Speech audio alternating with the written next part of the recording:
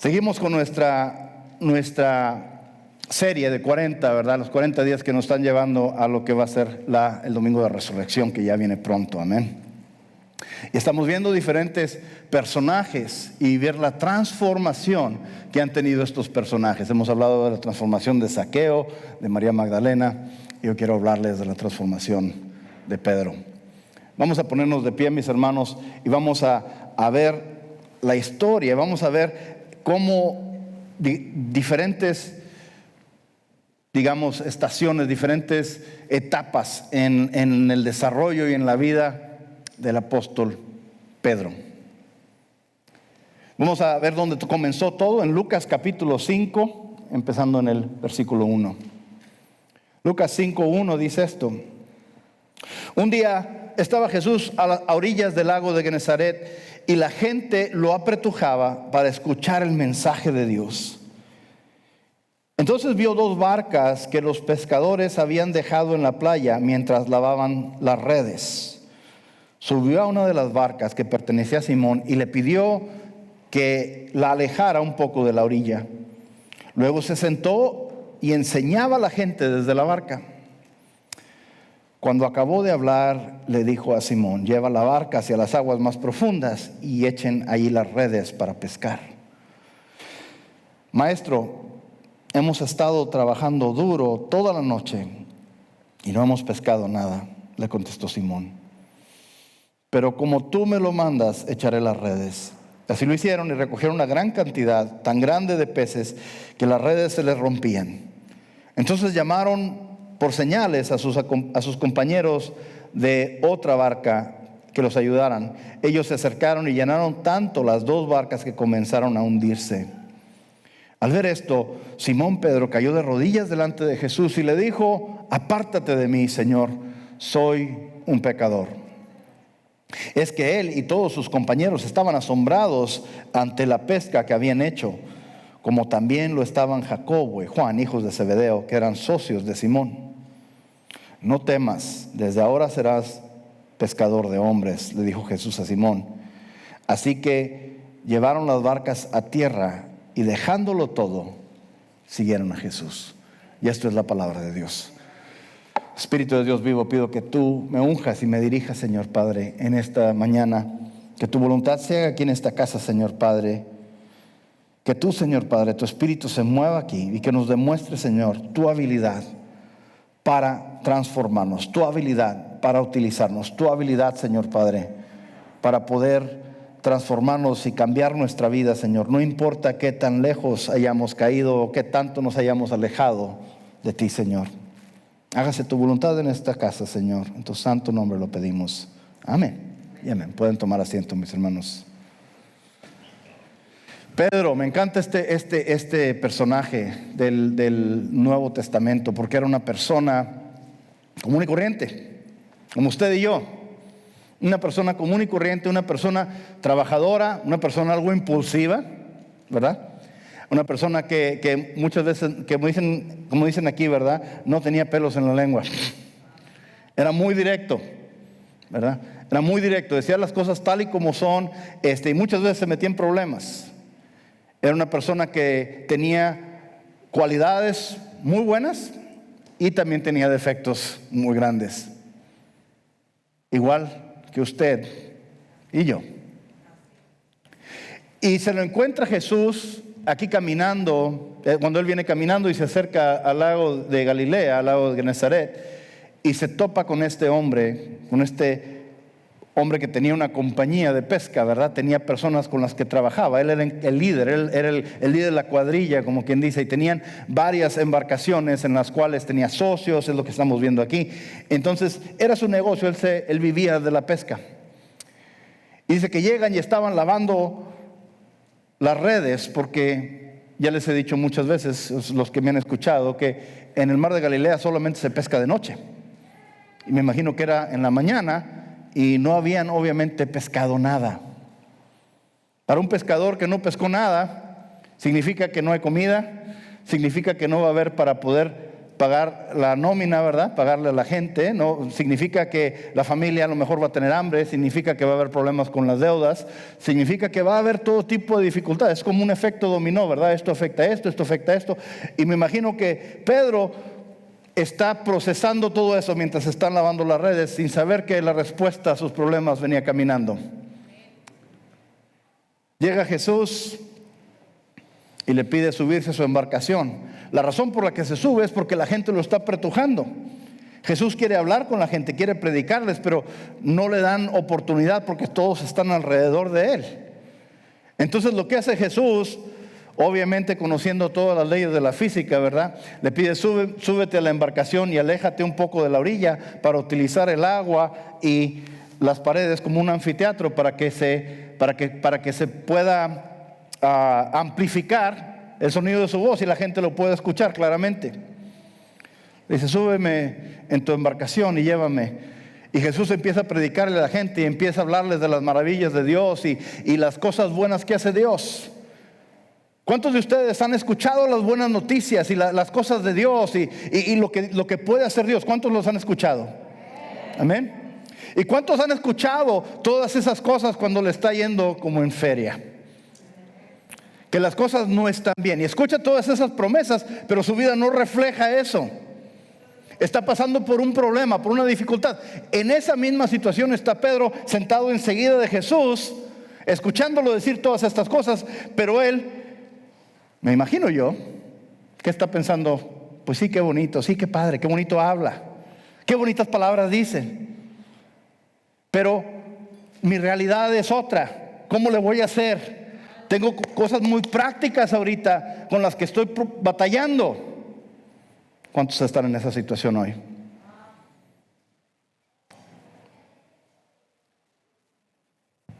Jesús, siendo omnisciente, ¿cuántos saben que él ya tenía un plan para Pedro? Ya tenía un plan para Pedro. Después de que termina hablando Jesús, es lo que me encanta de nuestro Señor, siempre respaldaba lo que decía. No nada más hablaba bonito, demostraba prácticamente, de una forma tangible, que lo que estoy diciendo es verdad porque lo voy a comprobar de esta manera. Quiero decirles, mis hermanos, que todas las palabras, toda la grandeza de Dios que predicamos aquí de este púlpito, en esta iglesia, las cosas que he escuchado en otros lados, son ciertas.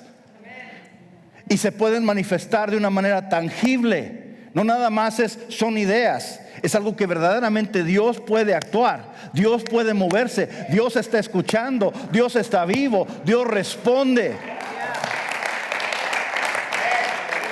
Tenemos un Dios que responde, un Dios que escucha. No es un ídolo de piedra o de metal. Es un Dios vivo. Le dice, vamos y echa las redes en lo profundo. Pescando de día, ¿verdad? Cuando no se pescaba. ¿Y qué pasa? Sale tan cantidad de pescado que nunca habían visto. ¿Qué pasa? Lo que me doy cuenta que sucede aquí es que Pedro se da cuenta que esto es algo milagroso, no es algo natural, es algo sobrenatural, que llega y cae de rodillas delante de Jesús y le dice, apártate de mí, Señor, porque soy un pecador. Algo sucedió, se dio cuenta algo Pedro. Estoy delante de algo santo, estoy delante de la santidad de Dios. Esto no es posible, esto no se puede alcanzar de una manera meramente física. Esto es algo que está sobrenatural. Estoy delante de la santidad. Y se dio cuenta que aquí faltaba algo. Mis hermanos, ¿cuántos han estado delante de la presencia de Dios e inmediatamente nos sentimos así? Porque inmediatamente nos damos cuenta que ahí hay algo. Hay ciertas cosas que tenemos que cambiar, hay ciertas cosas que tenemos que dejar atrás. Hay ciertos problemas, ciertas dificultades, y nos damos cuenta que estamos delante de la gloria de Dios. Y algo tremendo pasó aquí. Entonces quiero hablar de este potencial que tenía Pedro. Porque Pedro percibe algo tremendo, ¿verdad? Que es lo que cambia su vida. Porque tenía dos cosas enfrente. Tenía la santidad de Dios y tenía la cantidad de pescados que había sacado. O sea, me imagino que dos embarcaciones, y por cierto, si usted va a Israel, en el lago en el lago de Genesaret, en el lago de Galilea, en el norte, hay un pueblito que se llama Ginostar, que está enseguida de lo que es Capernaum. En ese pueblito, en los 80, creo que fue en el 83, hubo sequía en el lago y bajó el nivel de agua. Y los arqueólogos encontraron una barca que estaba enterrada en el lodo. Y empezaron a excavarla y la sacaron. Y es una embarcación, le dicen el barco de Pedro. Porque ya que hicieron el estudio de radiocarbón, entonces empezaron a ver la edad de esta embarcación. Y nos lleva al primer siglo, o sea, nos lleva a este tiempo. Y es una embarcación más o menos de aquí hasta allá y como unos 12 pies de ancho. No es un barquito, ¿verdad? No es un kayak, es una embarcación bastante grande. Y esas eran las embarcaciones que tenían entonces. Y la tienen enterita ahí. Yo le tomé fotos, ahí estuve viéndola. Es una cosa hermosa. Entonces no era un barquito cualquiera, era una embarcación bastante grande. Y eran dos y se estaban hundiendo de tantos pescados. Muchas veces nosotros nos deslumbramos, ¿verdad? O nos vamos por la finta, vemos la riqueza y vemos las cosas que puede producir Dios y las cosas que puede dar Dios. ¿Cuántos saben que dice que la palabra, que Él es el dueño del ganado en 1000 colinas? A Él le pertenece todo. Él no es un Dios que nos está dando con medias tazas. Es un Dios que nos bendice a manos llenas y sus manos son más grandes que las nuestras. Pero aquí es donde está el problema. Muchos se van a enfocar en el milagro y no en el hacedor de milagros. Se van a enfocar en la bendición y no en el que bendice. Se van a enfocar en lo creado, en la creación y no en el creador. Porque si hubiera sacado tanto pescado, pues se me hace que voy a abrir un Red Lobster, una cadena, y me voy a hacer rico. Voy a vivir de esto y entonces ya no tengo que preocuparme, ¿verdad? Ya me solventó el problema. No tenía para pagarle a mis empleados, no tenía para pagar el celular, no tenía para pagar lo que sea. Ahora ya tengo suficiente, hasta me puedo comprar un yate ahora, me imagino, ¿verdad? Pero no se enfocó en eso, Pedro. ¿Qué fue lo que hizo? Lo vemos al último, que dice que dejando todo, siguió a Jesús. No voy a buscar la bendición, voy a buscar al que bendice. No voy a buscar a la creación, voy a buscar al creador. Amén. No voy a buscar lo físico, voy a buscar lo espiritual. Él tuvo que haber una decisión de decir, a esto es más importante que esto. Si Él puede proveer de esa manera, si Él puede pescar así, déjeme seguirlo a Él en vez de seguir yo queriendo pescar bajo mis propias fuerzas. Apártate de mí, Señor, soy un pecador. Se dio cuenta en la condición que estaba su alma. ¿Cuántos de ustedes saben que es importante, primero que nada, darnos cuenta dónde estamos? ¿Qué tan cortos nos quedamos? ¿En qué hemos fallado?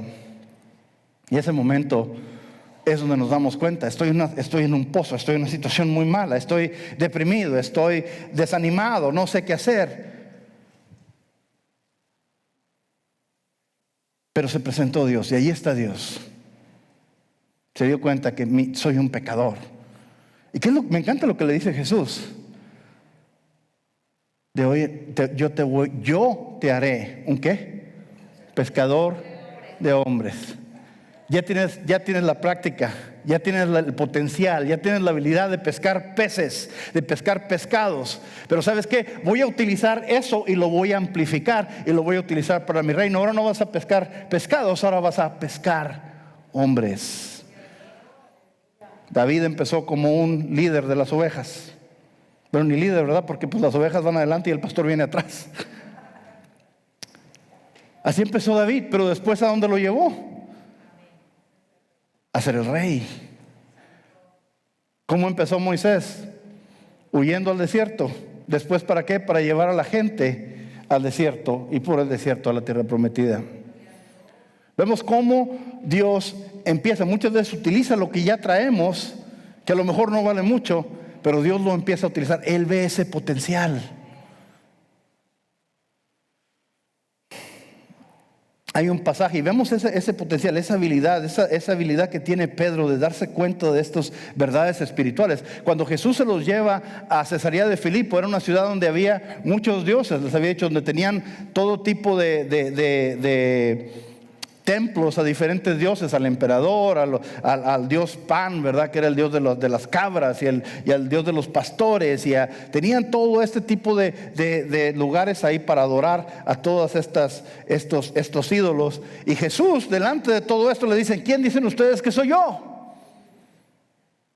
Les pregunta primero: ¿qué dicen que soy? Dicen que eres uno de los profetas, dicen que eres esto, pero dice: bueno, más importante, ¿quién dicen ustedes que soy yo? Y de los 12 el que respondió fue Pedro. Miren lo que dice Mateo 16:15. ¿Y ustedes quién dicen que soy yo? Tú eres el Cristo, el Hijo de Dios viviente, afirmó Simón Pedro. Dichoso tú, Simón, hijo de Jonás, le dijo Jesús, porque no te lo reveló ningún mortal o la carne, ¿verdad?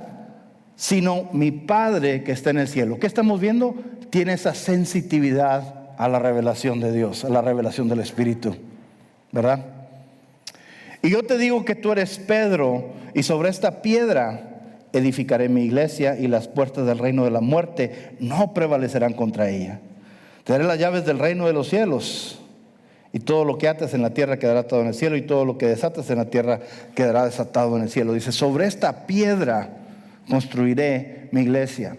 Muchas personas tienen la idea de que está diciéndole a Pedro: sobre ti voy a construir la iglesia. No, porque usa dos palabras diferentes en el griego.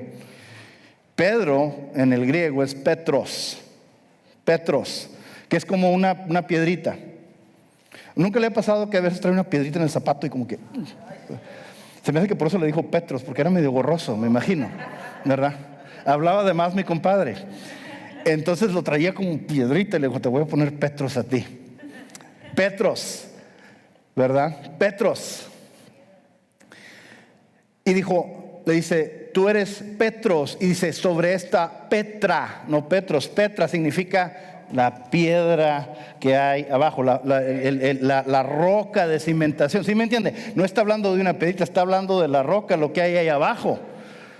Sobre esta roca. Entonces, ¿a qué se estaba refiriendo? Es lo que acaba de decir Pedro, lo que acababa de confesar. Tú eres el Hijo del Dios vivo. Jesús, tú eres el Mesías. Dice: sobre esta verdad voy yo a construir mi iglesia. ¿Ok?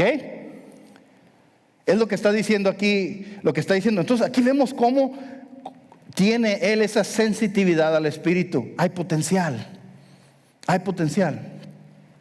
¿Cuántos de ustedes tienen sensitividad al Espíritu Santo? Mucha gente le llama: es que es la conciencia que no te deja. No es la conciencia, es el Espíritu Santo que te está jalando la cuerda, ¿verdad? Ay, es que yo, no, para allá no, para acá. No, pero es que, no, para acá. Y ahí estamos, ¿verdad? Como mulas, no nos queremos mover. No sé si sea lo único que me pase, ¿verdad? Pero nos dice: yo quiero para allá, y el Señor dice: no, para acá. Pero no, es que no quiero, porque es que ahorita no me conviene, es que esto y esto y el otro. Y ahí vamos otra vez a lo mismo. Pero vemos que hay esa sensitividad al Espíritu. Todos la tenemos, o todos la debemos de tener, ¿verdad? ¿Qué tanto caso le hagamos? Eso es otra cosa. Eso se lo voy a dejar para que el Espíritu Santo trabaje ahí, ¿verdad? El Espíritu Santo. ¿Cuántos verdaderamente necesitamos que alguien nos explique lo que está bien y lo que está mal? ¿Verdad que todos lo sabemos, verdad? Todos lo sabemos. Si hasta mi perrita, tengo una perrita, una pitbull, ¿verdad? Y fue y me salí al patio y me lo acababan de limpiar. Bien padre. Pagué un dineral para que me limpiaran el patio, porque no lo quería hacer yo. Y lo limpiaron. Y los niños sacaron a la perrita a esa área del patio. Y cuando salí, otra vez así todo. Y claro que la perrita viene así como que... ¿Nunca he visto a los perritos que ponen cara así de culpable, así como de que yo no fui? ¿Verdad?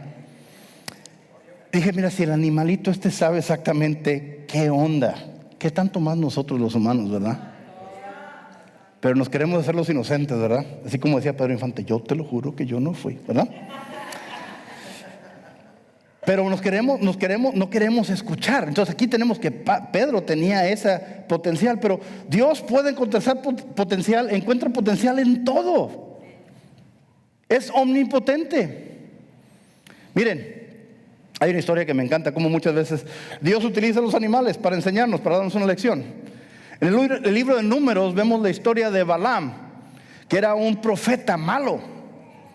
Sí escuchaba de Dios, pero le gustaba torcer las cosas un poquito. Y se le pagaban con más ganas. Decía lo que querían escuchar. Y aquí vemos que iba en camino a maldecir al pueblo de Dios. Lo habían contratado, el rey Balac lo había contratado para ir a maldecir al pueblo de Dios. Iba en su burra. Mira lo que dice. Dice aquí la palabra. Nos dice esto, Números 22, 26. El ángel del Señor se les adelantó y se detuvo en un lugar más estrecho, donde yo no había hacia dónde volverse. Se les atravesó el ángel del Señor, no los quería dejar pasar. Y estaba dispuesto a matar a Balaam por desobediente. Cuando la burra vio al ángel del Señor, se echó al suelo con Balaam encima. Entonces se encendió la ira de Balaam y golpeó a la burra con un palo. Pero el Señor hizo hablar a la burra y ella le dijo a Balaam: ¿se pueden saber qué te he hecho? ¿Para que me hayas pegado 3 veces? Balaam respondió: te has venido burlando de mí. Si hubiera tenido una espada en la mano, te hubiera matado de inmediato. Yo no sé si hubiera reaccionado de esa manera si me hubiera hablado la burra. Yo no sé si me hubiera puesto a platicar con ella, ¿verdad? Pero bueno, Balaam se puso, no reaccionó como hubiera reaccionado yo. La burra le contestó a Balaam: ¿acaso no soy la burra sobre la que siempre has montado hasta el día de hoy? ¿Alguna vez te hice algo así? No, respondió Balaam. El Señor abrió los ojos de Balaam y éste pudo ver al ángel del Señor en el camino y empuñando la espada. Balaam se inclinó entonces y se postró rostro en tierra. El Señor puede hacer una burra hablar. Y me puede hacer a mí predicar. Y si me ha escuchado predicar, me imagino ya se ha dado cuenta que sí es posible, ¿verdad? Pero a lo que voy es esto. El Señor puede utilizar el potencial en cualquier lado. Puede ver el mar rojo y lo puede abrir y lo convierte en una carretera, ¿verdad? Toma toda oportunidad y la utiliza para demostrar su gloria. Muchas veces nosotros nos sentimos poca cosa, nos sentimos, es que no, pues ¿cómo le voy a hacer yo? ¿Cómo me va a utilizar el Señor a mí? Y es que miren la condición que estoy, y mira lo que me ha pasado, y mira lo que he vivido, y si no me hubiera pasado esto, y si no me hubiera pasado lo otro, y empezamos a buscar todas las razones por las cuales el Señor no me puede usar. Si puede usar una burra, lo puede usar usted también. Amén. Ese potencial utilizó en Pedro, que era una persona común y corriente, igual que nosotros, una persona ordinaria, y la utilizó grandemente. Nos puede utilizar también a nosotros. Mire, déjeme ponérselo todavía más. Si todavía no me cree, si todavía no lo he convencido, le voy a decir lo que decía Raúl Velasco: aún hay más. ¿Se acuerdan de Raúl Velasco? ¿Sí? Siempre lo mismo. No, perdón, siempre es domingo, ¿verdad? Todos los jóvenes, ¿what? No se crean. Así me está pasando con mis alumnos. Les digo chistes y ya como que, ¿what? No, como que no les cae. Le digo, ya estoy viejito. Miren lo que sucede aquí. Jesús tenía un amigo muy cercano que se llamaba Lázaro. ¿Cuántos saben qué le pasó a Lázaro?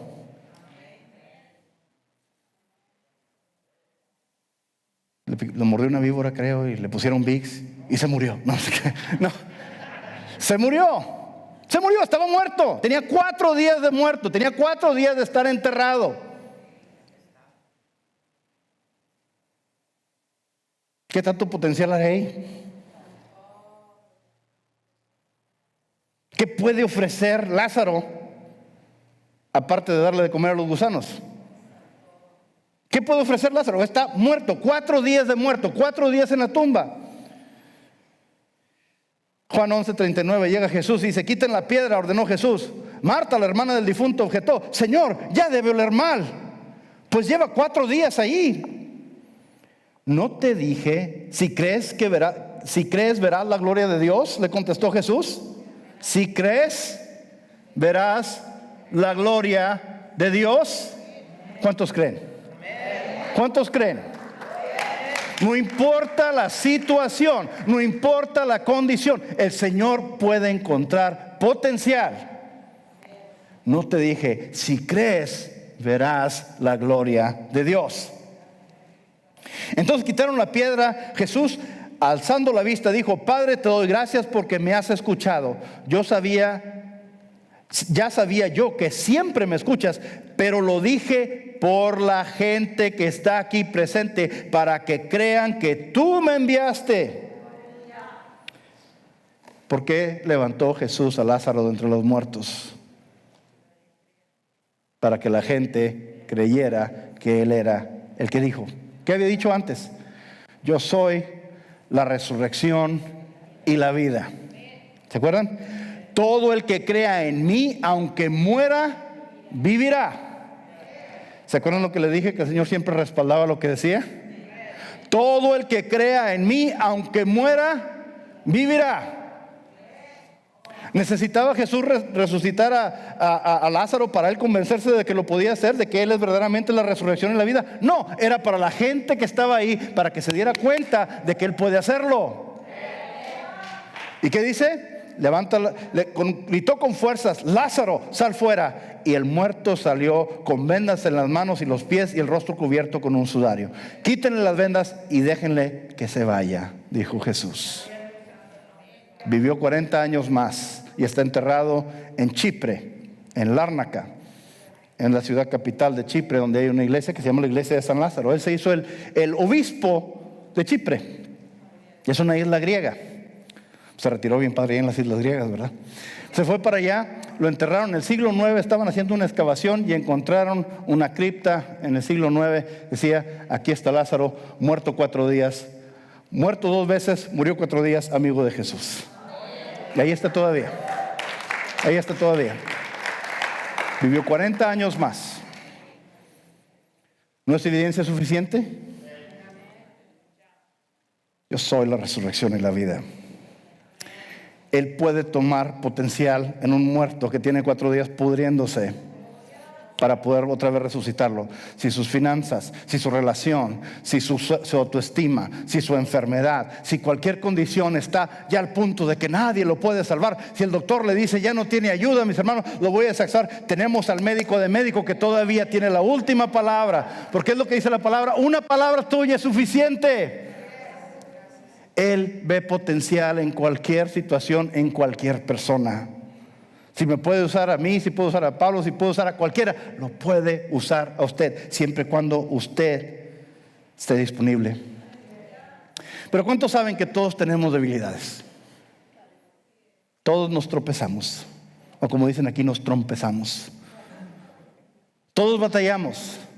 Todos tenemos un lado flaco. Bueno, casi todos tenemos un lado flaco, ¿verdad? Todos tenemos una debilidad.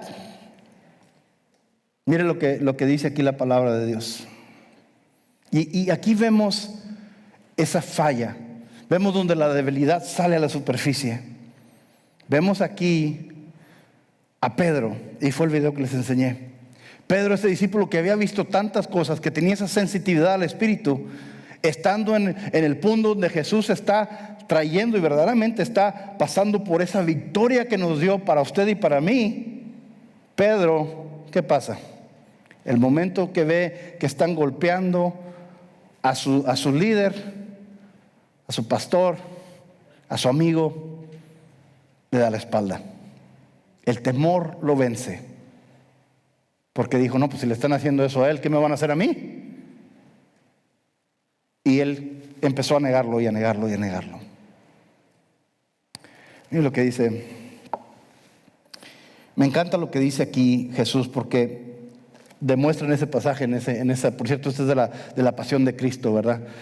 Viene este pasaje en el capítulo 22 de Lucas.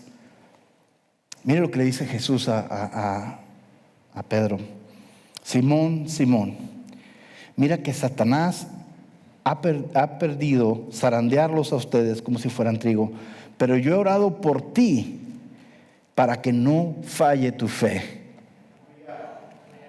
Mire lo que dice aquí. Y tú, cuando te hayas vuelto a mí. Todavía no ha pasado nada.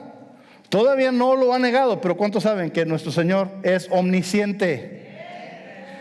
Jesús le está diciendo, yo sé que me vas a dar la espalda. Yo sé que vas a fallar. Yo sé que te vas a romper bajo la presión. Yo sé que vas a fallar. Pero cuando te hayas vuelto a mí, fortalece a tus hermanos. Jesús le está dando una profecía. Señor, respondió Pedro, estoy dispuesto a ir contigo tanto a la cárcel como a la muerte. Sí, cómo no.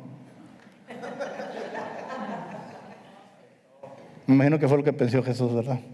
Yeah, right. Pedro, te digo que hoy mismo, antes de que cante el gallo, 3 veces negarás que me conoces. Más adelante, cuando aprenden a Jesús, dice esto en versículo 54, prendieron entonces a Jesús y lo llevaron a la casa del sumo sacerdote. Pedro lo seguía de lejos, pero luego cuando encendieron una fogata en medio del patio y se sentaron alrededor, Pedro se les unió. Una criada lo vio ahí sentado a la lumbre y miró detenidamente y dijo, este estaba con él. Pero él lo negó. Muchacha, yo no lo conozco. Poco después lo vio otro y afirmó, tú también eres uno de ellos. No, hombre, no lo soy, contestó Pedro. Como una hora más tarde otro lo acusó, seguro que este andaba con él. Miren que es Galileo. Hombre, no sé de qué estás hablando, replicó Pedro. En ese mismo momento que dijo eso, cantó el gallo y el Señor se volvió y miró directamente a Pedro. Entonces Pedro se acordó de lo que le había dicho. Hoy mismo, antes de que el gallo cante, me negarás 3 veces. Y saliendo de allí, lloró amargamente. ¿Cuántos hemos fallado así? Le hemos dado la espalda al Señor. Y luego nos damos cuenta de lo que hicimos. A lo mejor en ese momento no nos damos cuenta, nos cegamos. Pero luego nos damos cuenta de lo que hicimos y cómo le dimos la espalda a Dios. Aquí le pasó lo mismo a Pedro. Falló. Pero lo que me consuela aquí es que el Señor conoce nuestras debilidades. Él sabe dónde vamos a fallar. Él sabe cuáles son los puntos débiles de usted y míos. Él conoce exactamente cómo, cuándo y por qué vamos a fallar. Pero la buena noticia es que aún así nos ama y aún así nos utiliza. Amén. Aún así nos utiliza. Inclusive vemos a Pablo, ¿verdad? El que escribió la mayoría del Nuevo Testamento.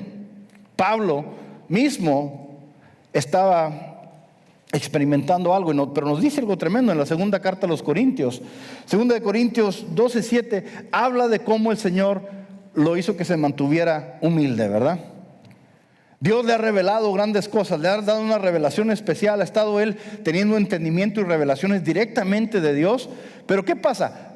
Cualquier persona, entre más revelación tenga de Dios y más esto y más especial se siente, ¿qué pasa? Empieza a sentirse mejor que los demás. ¿Y cuántos de ustedes saben que nunca fuimos diseñados para que la gente nos alabe y la gente nos reconozca y la gente nos... Porque ¿qué pasa? Cuando tenemos eso nos empezamos a corromper. El orgullo nos empieza a ganar. Miren, 2 Corintios 12:7 dice, para evitar que me volviera presumido por estas sublimes revelaciones, una espina se me fue clavada en el cuerpo, es decir, un mensajero de Satanás para que me atormentara. 3 veces le rogué al Señor que me lo quitara, pero Él me dijo, te basta con mi gracia. Te basta con mi gracia.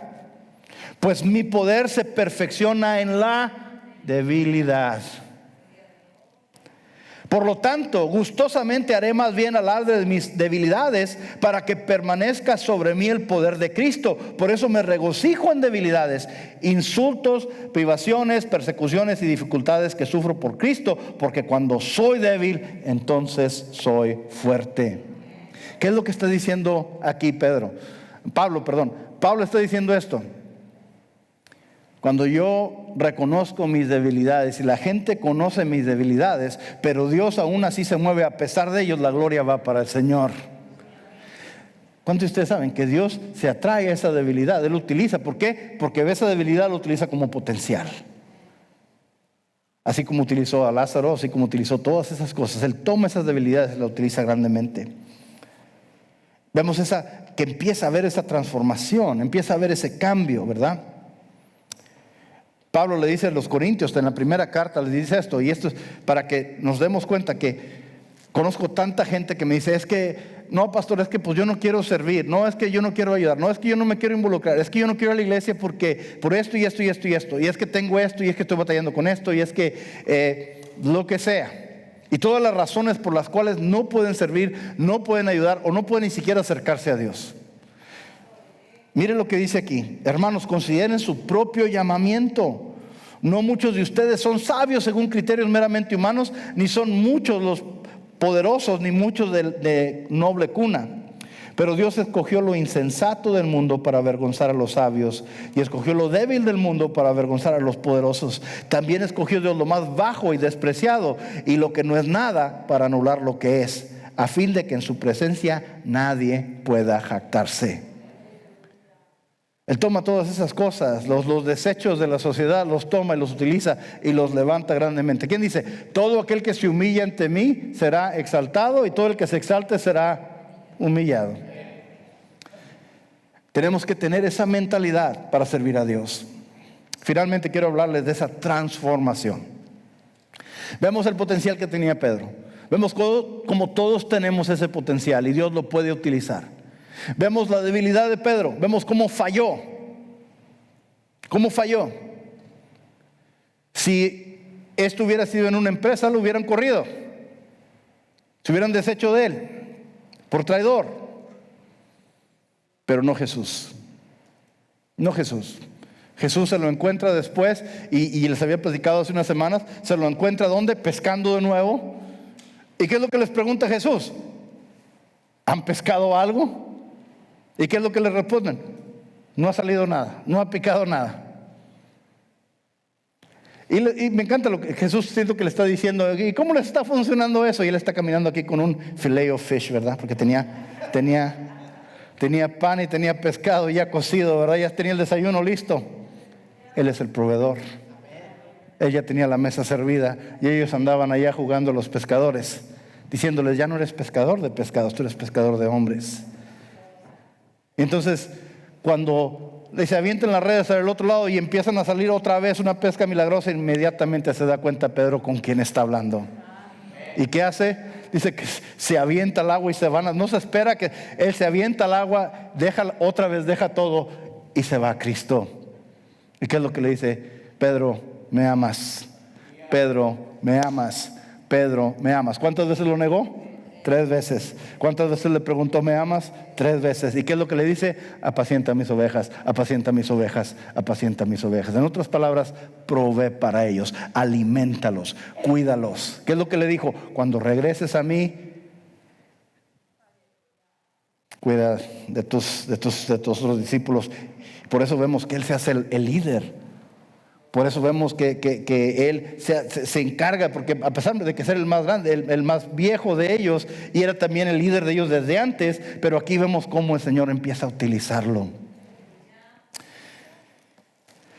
Pasan unos cuantos meses. Ya había llegado el día de Pentecostés, llegó el Espíritu Santo. Empezaron a hablar en lengua, están en el aposento alto, están escondidos a piedra y lodo ahí arriba porque tienen miedo, y de repente cae el Espíritu Santo, vienen esas lenguas de fuego y empiezan a hablar en lenguas. Y salen en poder y autoridad, y estaba todo tipo de gente que estaban en ese día festivo, ¿verdad? De lo que era el Shavuot, el día de Pentecostés, y estaban gente de todo el imperio romano, estaban ahí, que eran judíos. Y nos vienen ahí 15 diferentes países que están mencionados, y todos ellos que hablaban diferentes lenguajes escucharon en su lengua natal la palabra de Dios. Y Pedro se pone a predicar y ni siquiera había estudiado. No tenía su iPad, ¿verdad? Se pone a predicar y 3,000 personas inmediatamente se unen a la iglesia. 3,000 personas. ¿Okay? Se fue de 120 a 3,000. Es una mega iglesia inmediatamente.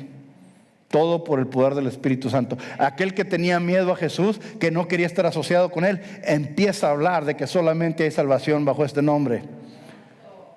Más adelante va caminando con Juan y entran y se encuentran a esa persona que estaba, ese paralítico que tenía más de 40 años, que había nacido paralítico, que estaba pidiendo dinero en la entrada de la Hermosa, una de las entradas del templo. ¿Y qué pasa?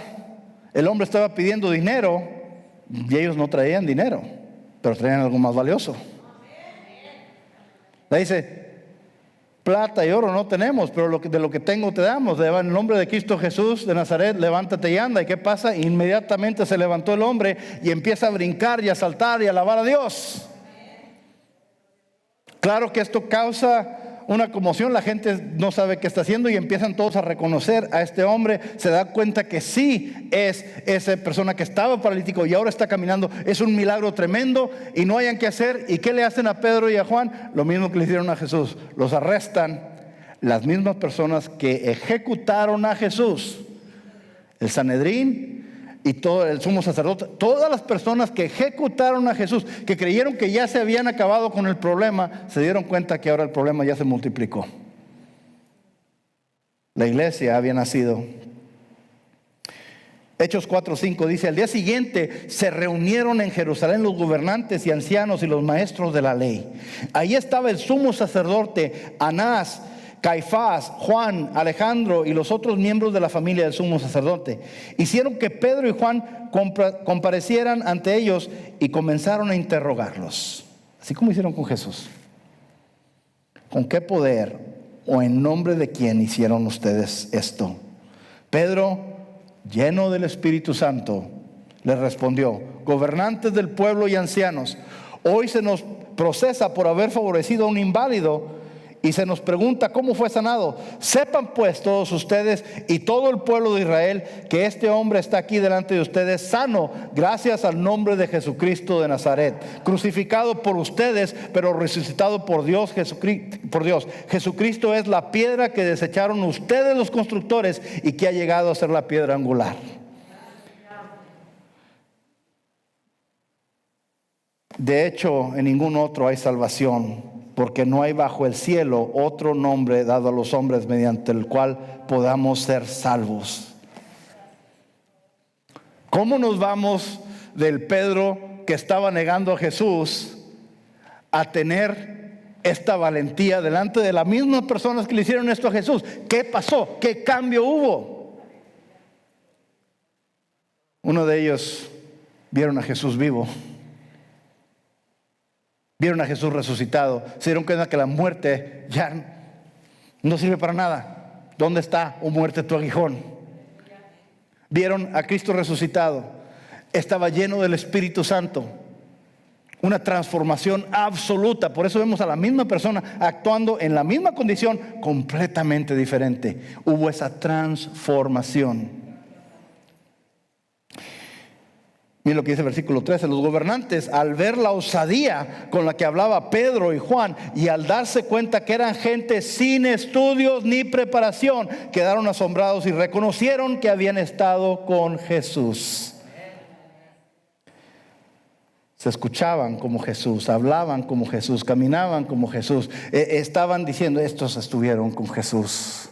Me recuerda a Jesús.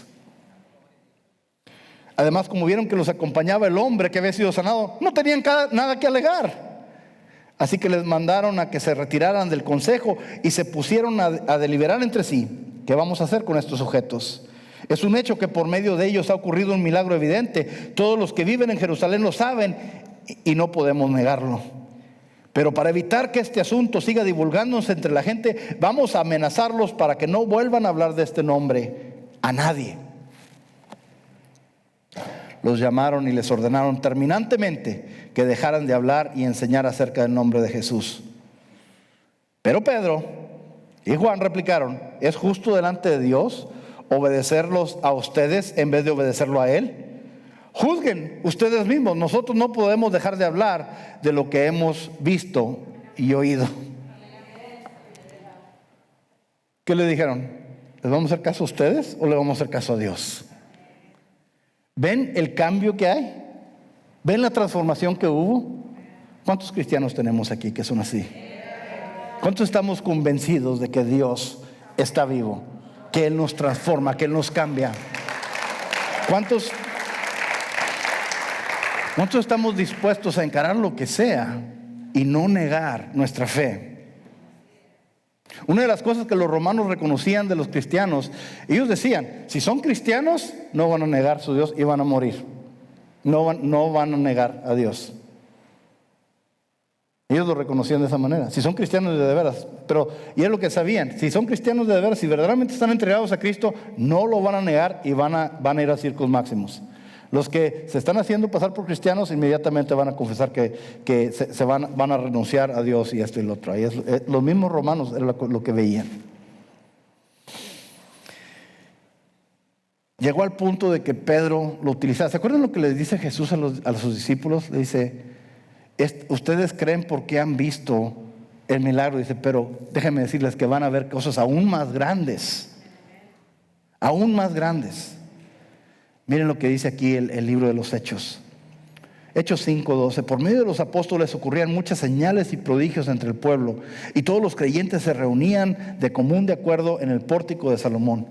Nadie ante el pueblo se atrevía a juntarse con ellos, aunque los elogiaban. Y seguía aumentando el número de los que confiaban en el Señor. Era tal la multitud de hombres y mujeres que hasta sacaban a los enfermos a las plazas y los ponían en camillas para que al pasar Pedro, por lo menos su sombra cayera sobre alguno de ellos. También los pueblos vecinos de Jerusalén acudían multitudes para llevar a las personas enfermas y atormentadas por espíritus malignos, y todas eran sanadas. ¿Qué estamos viendo aquí? Cómo Dios está utilizando a Pedro. El que le dio la espalda, el que cayó, el que falló. Mis hermanos, si usted ha fallado, si usted se ha quedado corto, todo puede cambiar hoy. Amén. Vamos a ponernos de pie, mis hermanos. Vamos a ponernos de pie. Vemos esa transformación. Hemos estado hablando, hace unas semanas estuvimos hablando de hecho el último servicio que tuvimos de alabanza, estuvimos hablando de por qué no Laredo para que haya un avivamiento. Inclusive vi que traen muchos aquí. ¿Por qué no aquí? ¿Por qué no aquí? ¿Por qué no aquí en Laredo? ¿Por qué no un avivamiento aquí en Laredo? Mis hermanos, ¿cuántos de ustedes saben que la cosecha está lista? Hay mucha gente con necesidad, hay mucha gente con hambre, hay mucha gente con sed, hay mucha gente quebrantada por esto que pasó este año pasado. Hay mucha gente que quisieran ver un milagro, que quisieran ver que el Señor se está moviendo. Mis hermanos, esto puede empezar hoy. Pero para que pueda compensar, para que pueda suceder, tiene que haber una transformación aquí adentro primero. No podemos transformar la comunidad, no podemos transformar la iglesia si no hay una transformación aquí adentro primero. Y lo que quiero comunicarles hoy, lo que he intentado hacer hoy, es comunicarles que no importa en qué situación se encuentre, no importa qué haya pasado en su vida, no importa qué error haya hecho, no importa cuántas veces le haya dado la espalda al Señor, el Señor lo puede utilizar aún ahora mismo. Siempre y cuando esté un corazón disponible. Amén. Él se encarga de lo demás. Él se encarga de lo demás.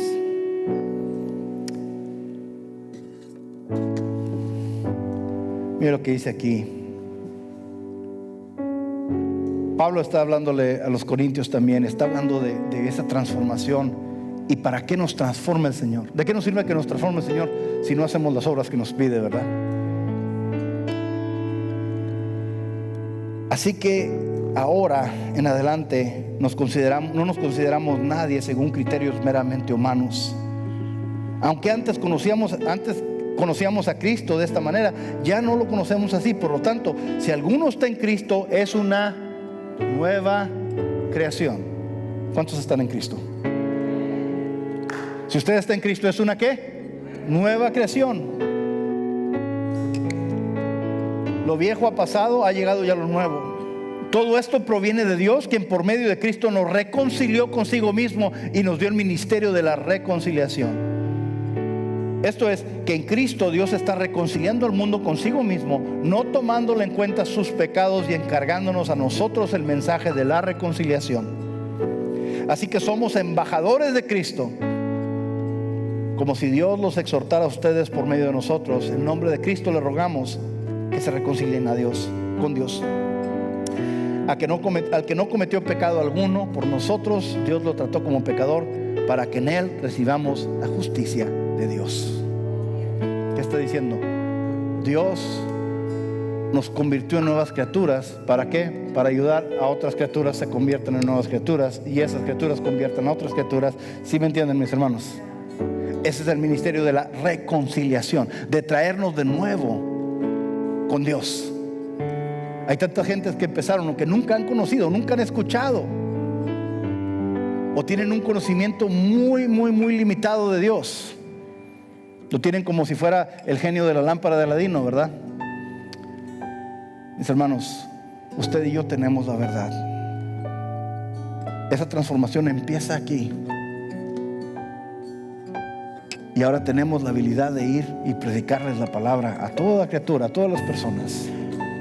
Traerlos a la verdad.